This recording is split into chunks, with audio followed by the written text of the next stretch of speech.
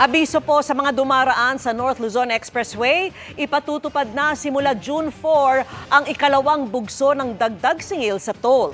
Sa mga daraan sa open system ng NLEX mula Balintawak hanggang Marilao, Bulacan, 5 pesos ang dagdag bayad sa mga Class 1 vehicle o yung mga kotse at SUV. 14 pesos para sa Class 2, kabilang ang mga bus at maliliit na truck. 17 pesos naman ang madaragdag sa toll ng mga Class 3 na sasakyan. Kung end-to-end po ang biyahe mula Balintawak hanggang Santa Ines sa Mabalacat, Pampanga, may 27 pesos na toll hike sa Class 1, 68 pesos para sa Class 2 at 81 pesos para sa Class 3.